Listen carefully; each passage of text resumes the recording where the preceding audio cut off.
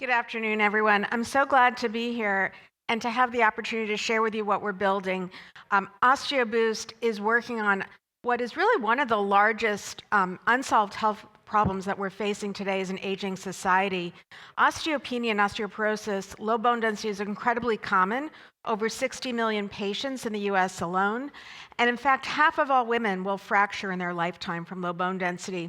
And those fractures can be deadly.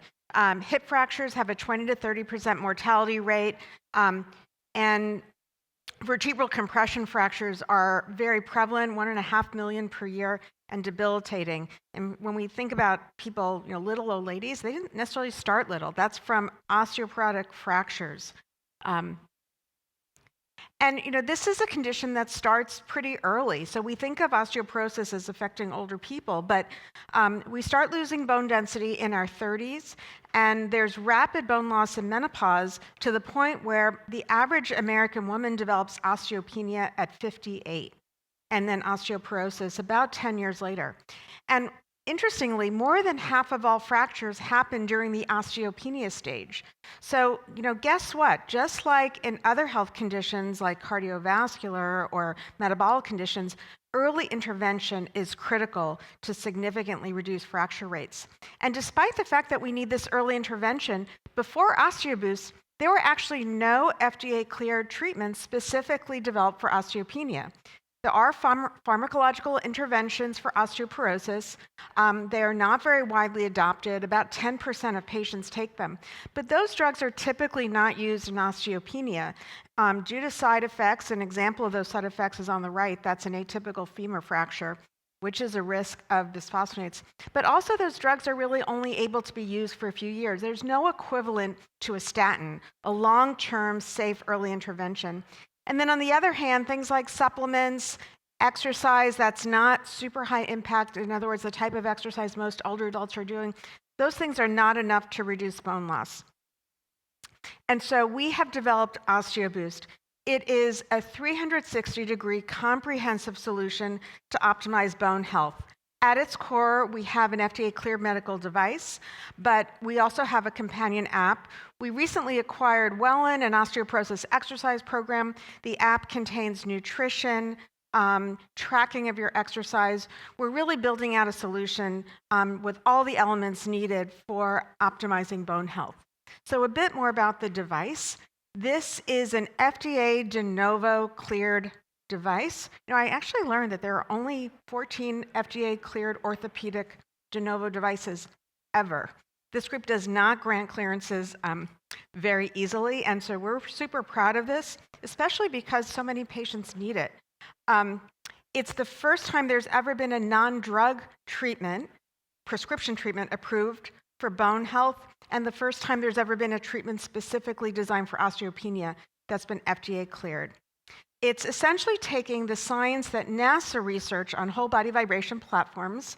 You can see an astronaut in the space shuttle using whole body vibration platforms. Those devices showed the basic science worked, but they were never able to get good enough compliance or efficacy to get an FDA approval. So we've taken that mechanism and put it in a wearable belt form factor, which gives you the convenience of a wearable, and more importantly, we're applying the vibration directly to the vulnerable anatomy, the hips and lumbar spine. You can see it's very kind of lightweight, small. The treatment is 30 minutes a day, and most patients say it feels very comfortable, like a massage. And the most important part about this device is that it works really, really well. We did a gold standard randomized controlled trial and proved that we reduced the rate of bone loss by 83% for bone strength, 85% for bone density in the spine. This was measured by CT scan, so highly objective endpoint. And the statisticians in the room can see our p-values, 0.02, 0.016, were really outstanding. I mentioned the exercise program that we've acquired. Our goal with this is to reduce falls. So how do you have a fracture? Poor bone quality, falling. We want to improve bone quality and reduce falls. So with 60 million patients with low bone density, this is an enormous addressable market. We estimate over $30 billion in the US alone. and 100 billion globally, and it is a global problem with people aging all over the world with low bone density everywhere.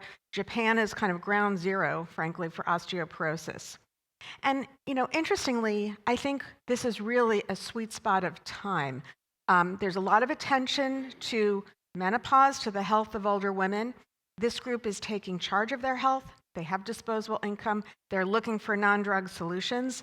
And we have seen this based on the response to our FDA approval. After we announced the FDA clearance, we had about 13,000 patients sign up on a waiting list and another 1,000 doctors as well.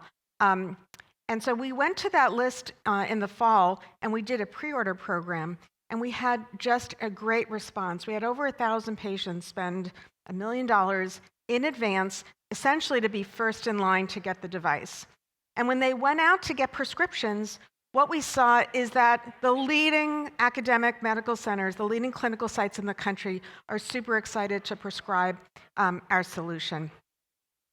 And we see a very viable path to over $30 million in revenue run rate by the end of next year.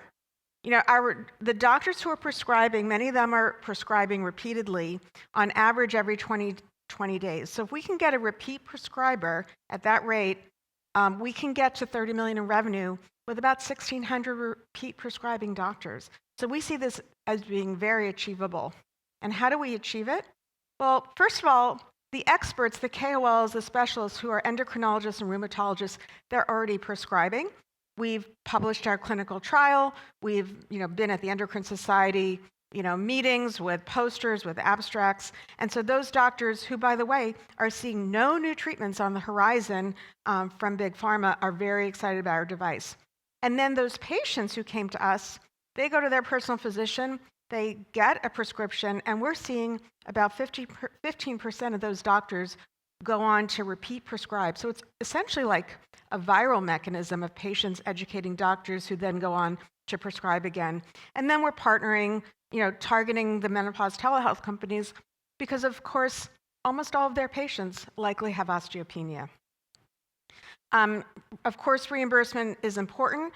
Our pre-order program was all self-pay, and we're not seeing a big problem with self-pay, but we know that we can have a larger impact with reimbursement. And there are existing codes, RTM codes for musculoskeletal conditions like osteoporosis, with revenue over $100 a month, so it's a recurring revenue model and really a very strong gross margin business.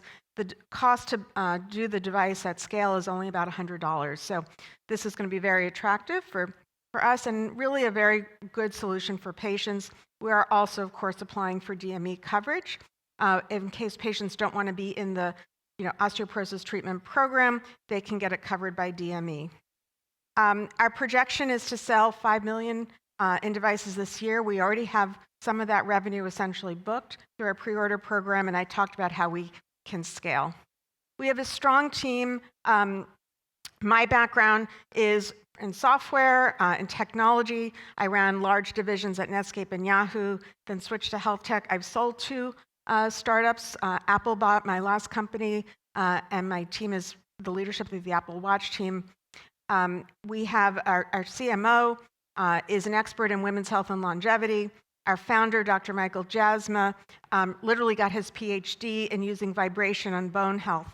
And then if you look on the right side, what you see here is these are the top experts, the leading publishers, the leading experts at Stanford, UCSF, and Harvard in endocrinology. And they have been working with us, they're advising us, they designed our trials, researching and advising the company. And people will ask me, how did you, as a startup, get folks like this to work with you? Well, there's such unmet need. They don't have good options. There's not innovation from pharma. They're really looking to us to bring new solutions to market, and we're excited to do so. We are raising a $10 million commercialization round. We've gotten to where we are now on less than $10 million of capital outside equity. We did get 3 NIH grants, and really the use of proceeds is for the launch and to scale commercialization, reimbursement, and get to that $30 million revenue run rate. And I hope you'll join us. It's a very exciting time, and I think we have the opportunity to bring an important solution to a market that is really needing innovation right now. So thank you.